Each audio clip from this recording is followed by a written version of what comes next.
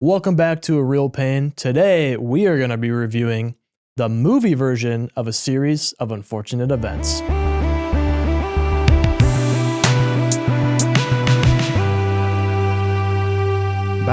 Bye. Just end the episode there. Bye. Yeah. Okay, so John, I'm assuming you have not read the book series. Do I look like a person who doesn't read books? I mean, have you read all the Harry Potter books? No, I've read none. Yeah, so if you haven't read those, I'm guessing you haven't read these either. So when would these books have come out? So I don't know exactly when, because there's 13 of them. Okay. I don't know when they finish like coming out, but I know I was reading them in like 3rd and 4th grade, which I think I may have been a little too young to read all these books. Okay. But I mean, who doesn't do stuff when they're... I mean, the last movie was True Lies, and I saw it in 4th grade. Literally. So, yeah. So that would have been around like 2006, 7, Okay. 8-ish, around that area. Got it. Around that time period. So yeah, I want to know, honestly, because you haven't read the books, kind of like with the Hobbit thing, Yeah. what your thoughts are on this movie, having not read the books and just like watching it as a movie. Well, what if you hit us with the premise real quick? Yeah, for sure. And then can you sort of give me an idea of maybe what wasn't? Like, how many books were there? And then how many, like, what was the movie supposed to cover in terms of the book action? Yeah. So just the movie alone, if you haven't watched it, which you should, but you don't want to, here's the synopsis. So there's 3 kids. There's Violet, Klaus, and Sonny Baudelaire. I mean, right away in the movie, you find out that their parents have died in a house fire. And so kind of the main person in charge of them, trying to find them guardians, is Mr. Poe, the banker. And so the first person he finds is this guy named Count Olaf, because he's the quote unquote closest relative, distance wise, not actually like relation wise, but he gets that mixed up somehow. And Klaus is like, that's not what that means. So basically he's like the main antagonist for the entire movie. He really wants their fortune. And so you find out he's like a terrible guy, doesn't actually want these kids. He just wants their fortune. And so eventually Mr. Poe finds out that he's like a terrible guardian. So they find 2 other guardians. One is Uncle Monty, the other is Aunt Josephine. But throughout those sequences, Count Olaf is dressed up as like other different people to try and still get their fortune as well. Mm-hmm. And it just kind of goes from there. Okay. That's a great summary. Thank you. Yeah. Tried really hard. Yeah. So 13 books in the book series. This movie covers the first 3 books. Okay. Which is kind of sad because Uncle Monty and Aunt Josephine, like those are each their own individual books. Got it. And they only get like 20 minutes of screen time. Got it. So you're saying this would almost be a better TV series? Yeah, which it is, by the way. I don't know if you knew this. I did but not. Netflix has a whole series. It was 3 seasons. It covers every single book. Okay. But I think they did the best that they could in a movie structure. Okay. But I think that's my like, not grievance. I just wish they would have given more time to like these other 2 guardian characters. Got it. Yeah. Okay. But I'd be interested to know what you thought. I thought, as the movie as a whole, there are things that I really enjoyed in terms of like the structure of it. Mm-hmm. Like I thought the narration piece of it was really good. Yeah. I actually thought it was a great strategy too, because you're not like, they get into the intro and it's all like this happy claymation. Yep. And then the narrator, who's Jude Law, basically says like, this is not that movie. Yep. And then it just does this hard turn into it's actually like a really sad story. And yeah, I thought that was a cool way to kind of like tie in the books too. So he's playing Lemony Snicket, which is the name of the author of the books too. And he kind of has like the same role in the books. He's like the narrator because he is investigating what was going on afterwards, after all these events. So I thought that was a cool way to tie that all in. Well, and I also enjoyed that like he's actively trying to say like, if you don't like, if you don't enjoy this type of movie, at one point he says, walk out of the movie theater. So I'm like, maybe we should try that for like this channel. Do not subscribe. Do not hit the like button. If you don't like having a good time with the boys, do not subscribe. And Tabby, you're one of the boys. I don't know if it's BOIS. Yes. It's not, we're not gender No, labeling. this is a compliment. boys. Yeah, it's a compliment. Yeah. Okay. Unless you don't want to be one of the boys. I do want to be one of the B. I was loading BOIS. I was loading. Please take that out. Whew. Okay. Not canceled. Okay. Well, should we get into the ratings? Yeah, let's do some initial ratings before we get too far into it. All righty. Well, while we're writing these ratings down, I just want to remind everybody you should follow us on Instagram, Facebook, TikTok. Post all the funny clips there. I think they're pretty good. So if you want all the funny stuff, that's where we're at A Real Pain Pod. John's rating is a 7.5. Okay. John did his. I didn't see it. I'm going to do mine now. Matthew's rating is a 7.5. Okay. Setting mine down. Boom. We are locked in. Locked in. All righty. Okay. Well, can I just say, Jim Carrey, he's so good. He's a good time. He's a good time. What was the first Jim Carrey movie that you watched? Do you remember? Oh man, it might honestly have been this one because the actual movie came out in 2004. Didn't watch it then because I would have been like 3 when it came out. So, yeah, because I read the books in like 3rd and 4th grade. So I think I would have watched it when I was like in that time period. So this honestly might be my first like Jim Carrey watch as a kid. Okay. So I'm assuming that you haven't seen like his early stuff like Ace Ventura. I've seen The Mask. I have seen that one. Dang it. I was going to have that be. Yeah. Yeah, sorry. What about Liar Liar? Mm-mm. Okay.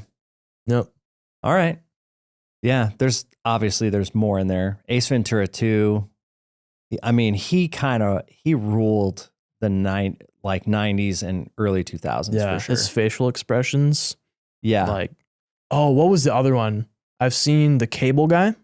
Okay. I've seen that one. And then The Truman Show. Okay. Yeah, I've seen those as well. Okay. Yeah, Truman Show's pretty good. I didn't see The Cable Guy. It's kind of wild. Yeah. I remember that being out of pocket for him in terms of like the kinds of movies. It's a little, I would say, more serious just because he plays kind of like a mentally ill person. Okay. Yeah, it's wild. I'd recommend it though. All right. Well, maybe that might have to be. Yeah, I do an 80s movie that you haven't seen. Yeah. Crazy. Well, the one thing too that I think that I can say this pretty confidently. Mm-hmm. Anything Jim Carrey is in, he gives 110%. For sure. And he's basically playing like 3 different roles in this movie too. Yeah. Which is pretty fun. Yeah, for sure. And like one of the things that my daughter is really into is the Sonic movies. Yeah. And he is awesome in those movies. Yeah. So, did you watch this at all with? Yeah. So Mary, who's 7 and a half, she was in and out. Okay. That's fair. I think as a parent, it's really hard for me to gauge what age this would be appropriate for. Yeah. So I noticed in the beginning when they were doing like the credits, DreamWorks did this, which I kind of forgot that they did live action movies too. Okay. And Nickelodeon produced this as well, which I also forgot that they did like full-fledged movies as well too. Yeah. Do they still do that? Because that's I don't know if they do. Early 2000s. Yeah, I think so. Maybe they did. They might have done the new animated Ninja Turtles movie. Oh, maybe. I still need to watch that. Yeah. So let's just get into it. Okay. What do you think my favorite scene was? Ooh. I think your favorite scene was with Aunt Josephine. Okay. And she's explaining all of her different fears that she has. And one of the scenes is she's like, I can't sell this house because I'm terrified of realtors. But the best part of that scene is when she opens the door and the realtor is Jane Lynch. Yes. It was so funny and just out of pocket. And I think you enjoyed that like style of humor. I really did. Yep. I thought that. I don't know. I'm trying to think if that was my favorite scene or not. It's definitely up there because it was really funny. Yeah. And I actually did write down like the whole aunt's character, like her phobias of like everything. I'm like, oh, so she's basically playing everybody coming out of the pandemic. Yeah, absolutely. It's just like everything she said she was afraid of. I'm like, I was afraid of that too. Yeah. And then after they discovered that she escaped with the fake like suicide note and the storms making her whole house fall apart, every fear that she listed to them is happening to them in real time. Yep. And at one point, the like, what would that be? It was like the electrical wire was like heating up the doorknob. Yes. And Violet's just like, no way. Yeah. I don't know. I think you enjoyed that. Yep. Yeah, I did. It was really good.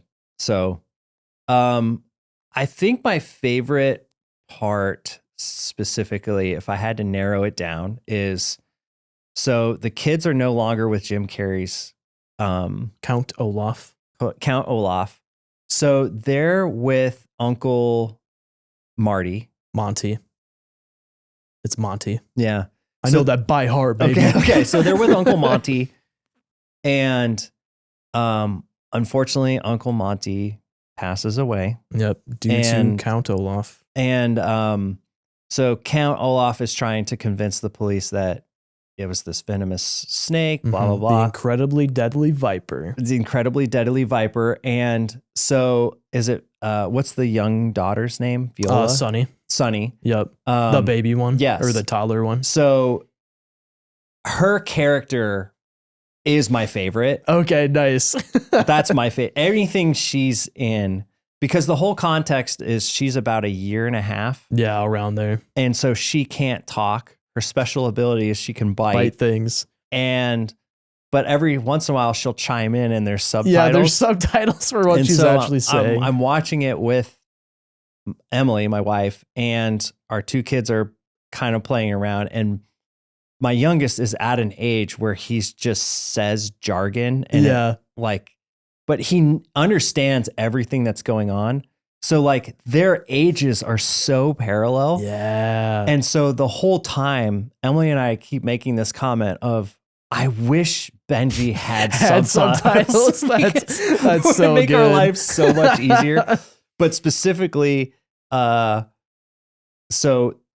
Olaf is trying to convince the police that the snake is venomous. Mm-hmm. And so the baby like says something like, I'm going to take this into my own hands, because she finds the snake. And then like, it's so terrifying for like a second, because the narrator even says like, and then we heard a sound that we would never unhear for the rest of our lives. And then it's the little girl laughing because the snake is tickling her. But it's initially like a scream. Yeah. Yep. And I just thought like, because Emily specifically, like, and me a little bit, having young kids, anytime we watch a movie where they might be in danger, we get a little bit of anxiety. Yeah, that makes sense. And so for it, like a little bit of anxiety, just like, and then like the cutest, like one of the cutest scenes. I just thought that was my favorite scene. Oh, that's awesome. Yeah, that makes sense. Yeah, that's I liked so it. Good. Okay, your favorite scene. So it's no secret of the pod. Mm-hmm. You're a pretty sweet guy. Thank you. I appreciate that. So she agrees. Tabby agrees. One of the she boys was hesitant, but she ultimately agreed. Losing one of the boys status now. I think your favorite scene was at the end when they're with the banker. They get to go back to their parents' house that burned down one last time. and they get a letter from their parents. Yep. And it was just delayed in the mail because it had gone to all these different locations. Yeah. And they read the letter together, and it's just a really sweet family moment. So I thought that was your favorite scene. Yeah, that's a close second. I really did enjoy that scene. So close. I know. I mean, especially the music when they're walking into the house and then it kind of turns into what it used to look like. Like, man, it was so nice. Just a nice touching scene. I think my favorite one though is right after Count Olaf slaps Klaus in the face and they get sent up to their rooms and they're like, Klaus is like, I don't know what to do. Like, this is terrible. And Violet's like, okay, let me like figure something out. Yeah. And they make the little tent and they call it the sanctuary. Yeah. And just having that little oasis, like them like having a little like actual nice moment together. And when it's like everything's going so terrible for them. Yeah. I really enjoyed that. Like current times. Yeah. We're all kind of making our own little sanctuary. I think that was my favorite scene, especially just like the imagery of like they have their parents' silhouette with the light. The picture that they got. I don't know. It was just really nice. Yeah. No, that's a very sweet moment for sure. I could definitely see that being your favorite. I had wrote that down too. That just the sanctuary was one of my favorite scenes for sure. Also just worth noting, and this kind of ties back a little bit to our previous episode of True Lies, where I kind of said like, I like when characters kind of fumble around a little bit and it gives them more humanness to it. This is kind of parallel to that, but when Count Olaf locks the kids in the car and locks them and puts them on the train track, and then they build the little device to like swerve the train over into the next tracks. Yeah. They build the device and they launch like this rope and it completely like doesn't work the first time. Yep. They're like, come on, roll it back, roll it back. Yeah. And I just like it when stuff doesn't work right away. Doesn't work right away. Yeah, it's a little more realistic. Because it's like, how would you know? Like anyways. Yeah. Did you notice that the head of the bobblehead was the elf from the beginning claymation thing? Oh, I didn't. Yeah. It was like giggling like it too. Oh, that's fun. Fun little Easter egg. I like that. Yeah. Like I mentioned this before we started recording. We watched True Lies during Benji's nap time. And then I tried to get this one done after and the kids were awake for that point. They were kidding around. Yeah.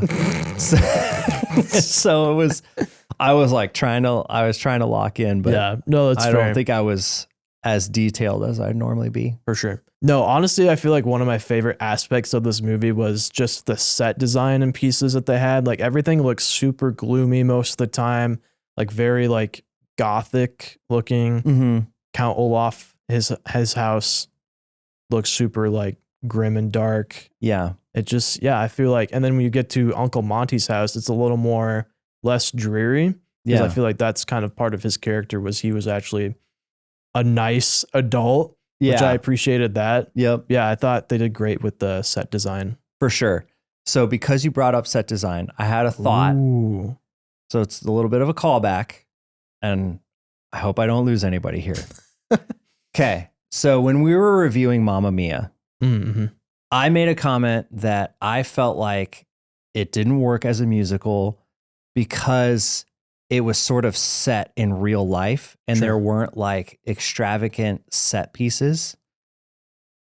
I think having watched this movie and the set pieces and all of the designs, I'm like, this could have been a musical and I would have been down for that. Yeah, I can kind of see that. That makes total sense. Not that, like, obviously this is a darker tone, so it wouldn't even come close to matching the style of Mamma Mia, but stuff that's like similar in like exaggerating. Yep. Yeah, it looked like set pieces from a play or a musical for sure. Yeah, I can definitely see that.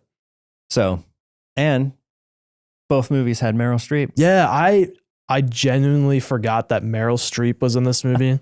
So you had text last night. You're like, this has a wild cameo. Yeah. There's so many people in this movie. No. I genuinely don't know. I kind of have a guess who you're talking about, but Can you just guess for it? I'll guess at the end of Oh, at this the real end? quick. Oh, No, okay. no, Okay. Yeah. because I just want to let the audience know who haven't seen this movie, how many people are in this movie, because Okay. it's wild. So Okay. obviously you have Jim Carrey, Yep. Count Olaf. So just for context too, when we haven't seen each other's movies, we do no research. Mhm. We just go into it and watch it. So I only known that Jim Carrey was in it. So all of the names that you're about to list are like, they were all a surprise. Yeah. So Jim Carrey, Count Olaf, Meryl Streep, Aunt Josephine, Jude Law Mm-hmm. is Lemony Snicket, Billy Connolly Yep. is Uncle Monty, Jennifer Coolidge is part of the his acting troupe. Timothy Spall was Mr. Poe. For those who have watched Harry Potter, Yep. he is the fake Ron's rat. He's a little guy. We're clipping that. Louis Guzman is the bald man in the troupe.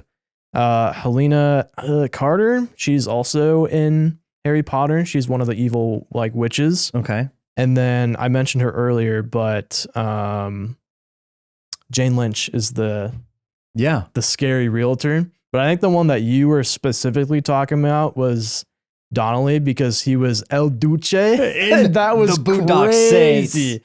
Yep. That's exactly who I was thinking about. Yeah, because I didn't recognize him watching Boondock Saints, because he's just so nice in this movie. Yeah, he's not yielding dual pistols. 6 pistols at once. Did you guys notice Dustin Hoffman? Yes. Dustin Oh. Hoffman, he was at the play. Oh, So he was gotcha. he was just, I think he was sitting with a police captain. Oh, maybe. and I forgot the most important one, Catherine O'Hara, Yeah. Justice Strauss. Oh I my know. gosh. Yeah. That was really nice seeing her again. Yeah. Mhm. I don't like that you guessed Billy O'Connelly's. I mean, it it kind of had to be that one. There's know. the fact that we watched Boondock Saints first. Well, the other one that I will point out that's not on your list, since I wasn't able to surprise you with that cameo, ruining my segment. I'm so sorry. So, and you'll have to forgive me because I don't remember her name, but she has been in a ton of stuff. She was one of Jim Carrey's acting buddies, so she Mhm. didn't have like a major role, but she has been in a ton of stuff. She's been in American Pie. Yeah, Jennifer Coolidge. Yeah, Yep. Jennifer Coolidge. Did you say that? Yeah. Okay. Yep. I missed that because I didn't know her name, Mm, but she was, like White Lotus. Yeah. Okay, so you already knew. yeah. Yeah, this segment's shot. I had to get that whole list out because Yeah. what a who's who. It was a who's Yeah, who, they had like really cool like people just in like super minor roles too. And it's interesting too, Jane Lynch, the scary realtor, they didn't have her like credited at all. And I think it's because she didn't have like any speaking lines. Mm. But if you look up the cast of this movie, she's not like listed.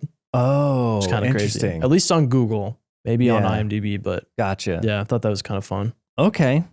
Well, any shots at what my least favorite scene was? Oh man, this is a tough one. It shouldn't be. Oh really?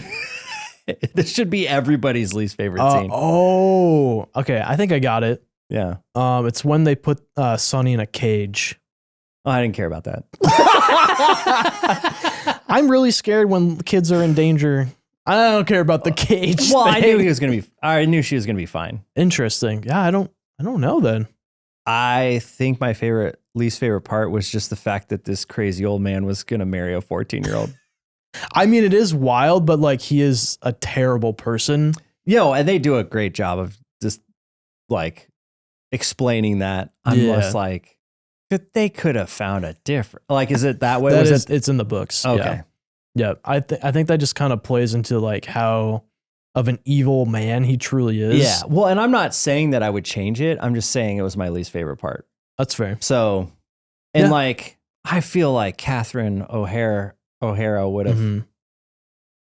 caught on that a little sooner. I mean, all of the adult characters, most of them, like they're like pretty dumb. dumbness is Yeah. pretty exaggerated in this Yeah. movie, which is kind of the same in the books as well. But I will say that scene also had one of my favorite parts of the movie. Oh yeah. So the scene that like, it just made me laugh out loud. And at this point, I think I was the only one watching it Nice. because it was towards the end. But my favorite part is like, they used a lot of gag comedy, I Mhm. feel like, with props. And so when Jim Carrey's at the altar and you hear the radio transmission and he pulls out the Yo. antenna that's just That's super so long. And he's like, what was that? Yep. I was dying laughing. Yeah. So I just thought that it's just such great humor. Yep. And Jim Carrey knocked it Yeah, out he of the nailed park. it for sure. Yeah. So, okay. Well, I'm going to guess your least favorite Yeah, part. let's hear it. To be honest with you, I also put the wedding scene for as your least Oh, favorite really? scene. Yeah. Yeah, honestly, I had a tough time like picking one, but I feel like my least favorite scene was when they just rescue Aunt Josephine Okay. from Curdled Cave. Yep. They're driving the boat back out, kind of rowing it or whatever. And then Count Olaf finds them on like an actual like speedboat. Yeah. And it's the point in which all the kids are on Count Olaf's.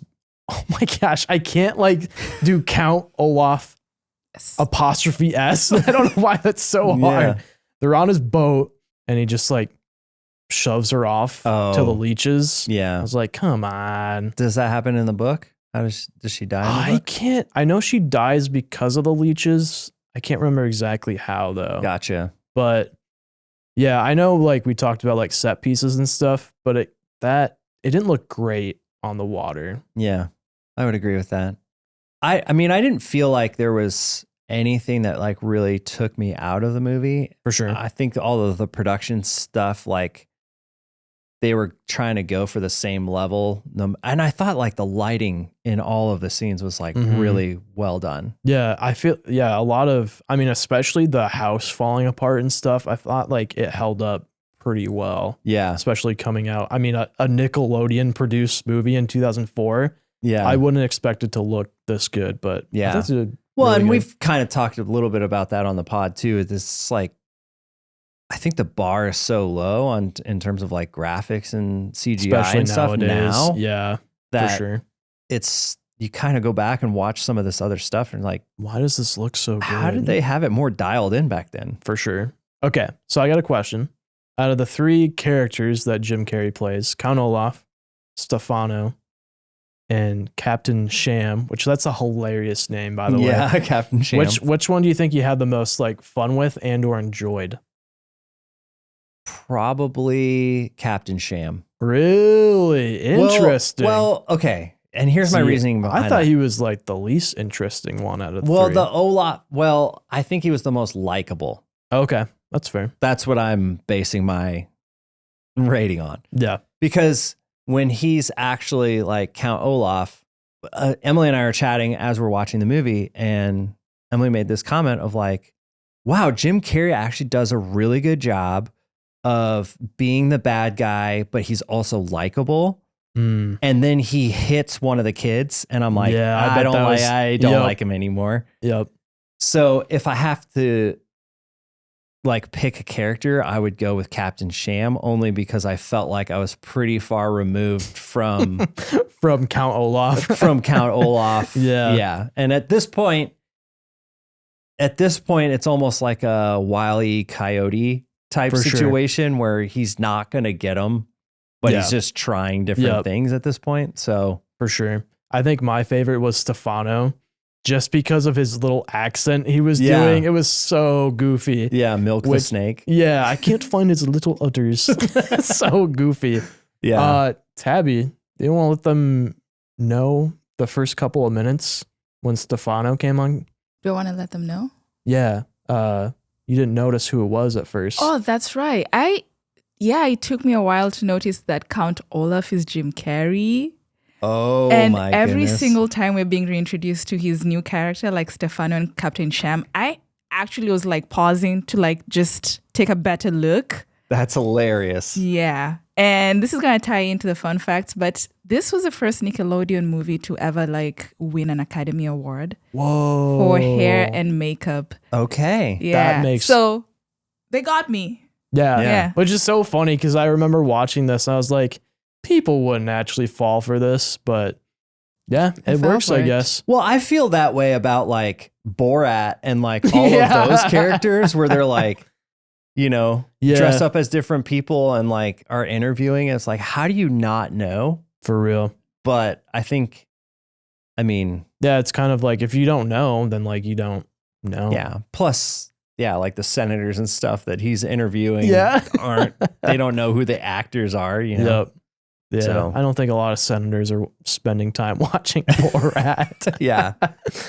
You did mention the scene where the aunt's house is like, it's that giant like windstorm and it's blowing over. Did anybody have, I don't think you were in Iowa yet for this, but did you have derecho flashbacks? Oh, derecho. No. Do you know what derecho is? No, what is that? It's like an inland hurricane, basically. Yeah. So there was this day where we just had like over 100-mile-per-hour winds throughout the Midwest. And there was just a ton of damage. Like, it's called a derecho. And there were trees down. Like we had friends who like the whole side of their house, like just completely like ripped off. And it was pretty bad. I think was it national emergency? I think. I know too? it hit. So this was during my summer break during college. So I was back like up north. Okay. Because I know it hit Iowa City pretty bad, but I know it hit Cedar Rapids like way harder. Yep. So I kind of came back to like all the damage, which they had kind of like cleaned up most of it. I just remember there's this giant tree just gone on my street where my apartment was, which was crazy. Yeah. In So it Iowa was pretty City. nuts. Yeah. So I'm like, man, Emily and I were both home that day, and Mary was really young, and Emily had taken Mary for a walk, and all of a sudden I'm in our home office. I'm seeing like debris fly by our window. Oh my gosh. And I'm like, oh my gosh. And I had a truck at the time, hop in, and I'm like driving over tree branches. Like I thought we were so close to a tornado. Yeah, that makes sense. And we get a lot of those around here. it's pretty nuts actually. And so, picked them up, took them inside, and luckily there was like no damage to our house and stuff. But like back to this Nickelodeon movie. Yeah. It's like giving me PTSD. Like of just like the wind. And I'm like, anyways, a little flashback. That's wild. Yeah. How did you understand that this was kind of like a little more of like quote unquote like ridiculous movie? Cause like, especially the adults, they're pretty exaggerated. Yeah. And they're the narrator does such a great job of setting it up from the beginning. Mm-hmm. Cause like I wrote down, like, it's such a fun little animation. Yeah. And then they just all of a sudden it does a 180 and he's like, it's not this kind of movie. And he sets you up for, it's going to be a pretty terrible ride for these orphans. And so in order for it to be that bad of a ride, the parents or the adults almost have to be pretty dumb. Yeah, for sure. So kind of my main question. Yeah. Having not read the books, how did you feel about them giving Count Olaf like comedic moments? Do you think it worked? Do you think it didn't work? What are your thoughts on that? I don't know if I would have liked it if it wasn't comedic. Okay. Interesting.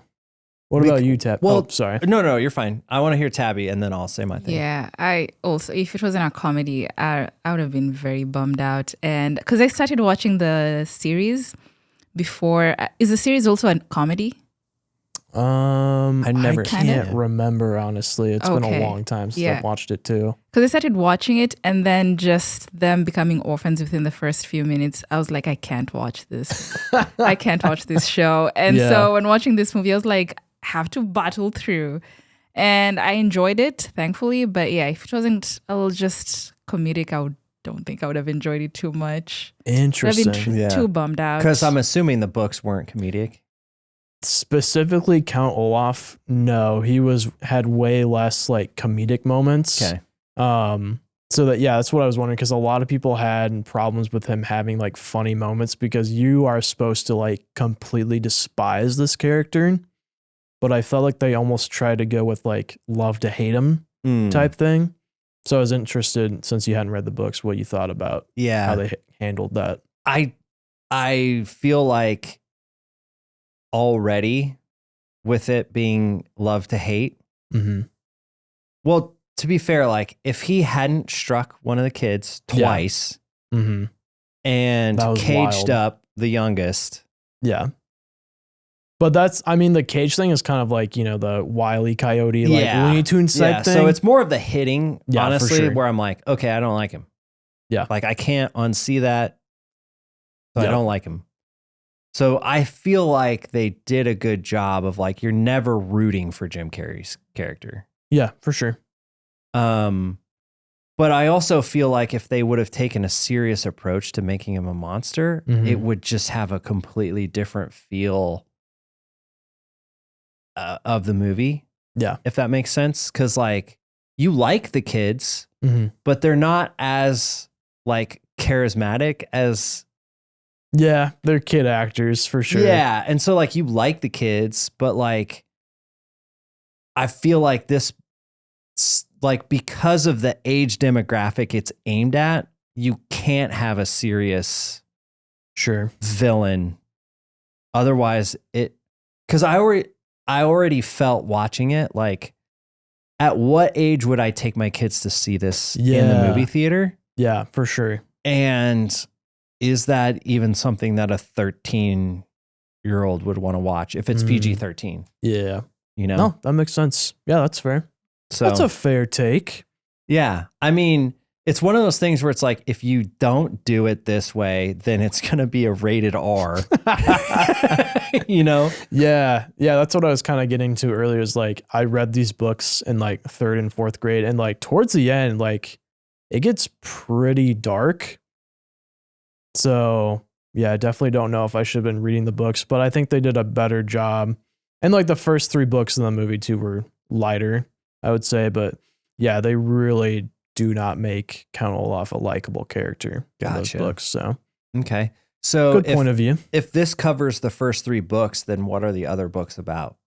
So yeah, I would say 4 and 5. He's still kind of doing like, kind of disguising himself as a potential like sidekick to like their guardians. But then after, I would say by like 6, 7, or 8, it's been a long time since I've read these as well. They're kind of just like on the run. Like Okay. they lose Mr. Poe somehow. So there's no more like guardian aspect to it. So they're kind of just constantly like running away from Count Olaf. And eventually it ends, they're like on an island, stuck with him.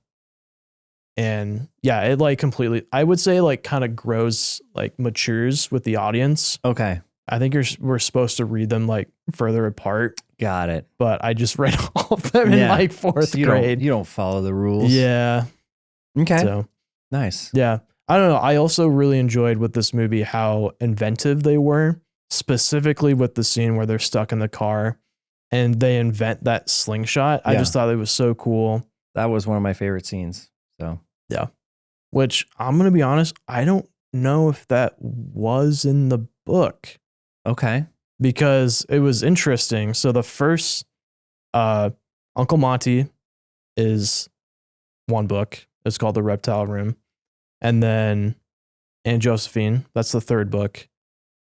They split the first book in half. So like the first half is them finding out that their parents are dead. They live with Count Olaf. I don't think that car scene actually happened, because then at the end with the whole wedding scene thing, that's how the first one ends. Oh, okay. So they just kind of mixed and matched. Yeah. Got it. Which I feel like the wedding scene was definitely the most like insane thing to happen in the first 3 books. So it made sense why they ended it like that. I just thought it was very interesting the way they split those up. Sure. Yeah. Yeah. I kind of wish that they had more, and it makes sense that they did in the books, but that was one thing that I felt like if I could change anything, you would have more time with who they go to stay with. The 2 other guardians for sure. And it was only like an hour and 40 minutes too. So I think they could have made it like a 2-hour movie. It gave us a little more time. Yeah. Because I really like Uncle Monty as a character. Yeah. I just wish we had more time with him. Yep. I totally agree. Yeah. El Duce. El Duce. Well, anything else you want to touch on before we get into some fun facts? I mean, honestly, they did such a great job of making Count Olaf's place just a disgusting. Yeah, it's so gross. I'm like, I had at one point I had written down, what is he eating that's making the dishes look like that? For real. For real. Oh, yeah. And then one of my favorite lines is when they finish making dinner for Count Olaf and his acting troupe. And they're like, we made pasta puttanesca. And he's like, what did you just call me? So that's good. like a classic Jim Carrey line, I feel like. For sure. Yeah. Jim Carrey, by the way, before we get into your fun facts, has one of my favorite bits from an award show. I'm trying to think. Have you ever seen it? Is this when he kisses the other guy? No. Oh, you know what I'm talking about though? I don't actually. Oh, yeah. So this one actor was making this one other actress like super uncomfortable on stage, and he like kissed her and she was like kind of like, stop kissing me. And so Jim Carrey was called up on stage and he just went straight to like the mouth and starts kissing him. He's like, yeah, how does that make you feel, buddy? I've not seen that. Yeah, it was pretty sweet. Oh, okay. No, the one I'm talking about is like, he's like, hey everybody. Yeah, I think he's presenting an award and he's like, hey everybody, I'm 2-time Gold Globe winning actor Jim Carrey. And I'm just like the rest of you. When I'm doing a bad job, we should just probably play the clip. But Okay. it's so good because he never takes himself too seriously. And so when he's at award shows, it's like, dude, I want to hang out with this guy. Yeah, for real. I butchered that clip. So fun facts with Tabby while we write our final Guys, please scores keep down. listening. I promise we'll get better. So those triplets that were originally supposed to be cast as Sunny, but Whoa. they had separation anxiety and stage fright so bad that they had to be replaced, and they would just constantly cry. And so they were replaced by the twins that ended up playing Sunny. Oh, so okay, twins so play there's 2 Sunny. babies. Okay. Two Yeah, I babies. noticed that there was 2 like credited actresses for Sunny. Oh, that makes sense Yeah. because I was so confused. I was like, I think there's an error on this IMDb Yeah. page. Oh, But- really? Yeah. But now it Yeah. makes sense. Okay. Yeah. I'm with you. Twins. Got it. And they actually a lot of times had to like kind of stop production because they'd like fall asleep. So it's very cute. That's awesome. Yeah. That's very fun. And initially the baby Sunny was supposed to be just fully CGI, by the way. But they changed I noticed there was a couple scenes where it kind of looked a little. The snake. the snake. Oh yeah, the snake, Yeah. and then when she's biting the edge of the table and she's like Yes. swaying back Yeah. and forth, I was like, I see it. It didn't Yeah. take me out, but I was like, Yeah. Fully CGI. I see the CGI a little bit. When the children first met Count Olaf, they were genuinely scared of him. Checks out. Genuinely. Yeah. Checks out. Oh, speaking of scared, real quick, Mm-hmm. when he's acting as Stefano in Uncle Monty's house, and it's when Violet tries sneaking out in the middle of the night, and he's like, "Do you have a hall pass?" That was so scary. Him Yeah. sitting in the chair with That the was pretty knife. creepy. His Yeah. knife. Yeah. Yeah. Yeah. Also that line in the beginning where he's like, "Wait, can you say that line again?" when they meet the kids. Oh, That was yeah. actually not in the script. He improvised it because he actually wanted to redo that part again. Oh, really? And they were just like, you know what, we're going to that's keep fun. that. It worked. It worked. It That's worked. awesome. Yeah. That's really fun. Also during production, Klaus, the actor who played Klaus, Liam Aiken, I hope I'm saying the name right. He grew Close enough. Yeah, he grew 4.5 inches. During the production? During the Holy production, yeah. crap. So you can actually see at the end of the movie, he's actually taller than Violet, and in the beginning, he's shorter than Whoa, Violet. That's hilarious. crazy. Hilarious. Yeah, so Another fun fact that's so this was they were supposed to make sequels to this movie, but there was like production issues and stuff, Yeah. and they were already like too grown up by the time they were like, okay, we can actually make this movie. That's why there isn't any sequels to it. That checks out. yeah, Yeah, you don't want another Stranger Things situation. yeah, for real. Early Take 40s. 3 years in between. Yeah, for real. Okay, are you guys ready with the final scores? Yeah. Yeah, let's do it. Ready? 3, 2, Yeah. 1. Hey, I talked Yeah, myself up. Matthew talked himself up. Yeah, John started at a 7.5, ended at a 7.5. I also started at a 7.5, and I went to 8. Nice. Yeah. I like it. Yeah, what would you say like your biggest like fault with the movie is? I don't know that I necessarily had like a singular fault, Sure. but maybe just as like an overall theme, I just wish there was more time with the characters. Yep, I completely agree. Yeah, that's So- why it's knocked 2 points. I wish we had more time with the characters. I actually bumped it up a little bit because I think you convinced me on Count Olaf being a little more comedic, just because I think Yeah. this was kind of leaning more towards like a younger audience. So Yeah. I think it worked. And and think about it too. Like it has to be comedic, especially like at the marriage scene. Like, Yeah. like if it's a serious character, then that's already making it Oh yeah, like it was writing wild, the line for sure. Yeah. But So I mean, yeah, part of the character. He's a nice guy yeah. for sure. Look at that, 7.5. Yeah, I was a good time, and I'm glad I watched it. And Jim Carrey continues to knock it out of the park. Heck yeah. What about you, Tabby? What was your final score? 8 gets a 7. Okay, nice. Yeah. I'll take it. Yeah. Yeah, I Yeah. enjoyed it. Such a good movie. I would have gone to theater too if you're not doing it for a real pain. But Nice. still a good time. Yeah. Okay. Cool. Well, John, what do you got next for us? Yes. So here's what I think we should do is we just finished watching pretty good Jim Carrey movie. We're going to do Liar Liar. Whoa. Okay, liar, liar. And don't get me wrong, I love Ace Ventura. I love the second one. I love everything about Jim Carrey's career. I think in terms of picking like what I think is peak Jim Carrey, Dang. I'm going to go with Liar Liar. Okay. Yeah, I'm not going to lie. When you first initially picked Ace Ventura, as a kid, not anymore, Yeah. but I almost said I watched it because I would get that movie and Dr. Dolittle mixed up all the time. Oh, yeah. Because it's kind of a similar like premise, isn't it? Well, Dr. Dolittle talks to animals, Mhm. and Ace Ventura is just a pet detective. So okay. he solves crimes that are pet related, but can't talk to them. That's awesome. Yeah. So, Okay, liar, liar. yep. All Here right. we go. So better watch it before the next episode. Yeah. And until next time, this has been a real pain. Bye. Bye.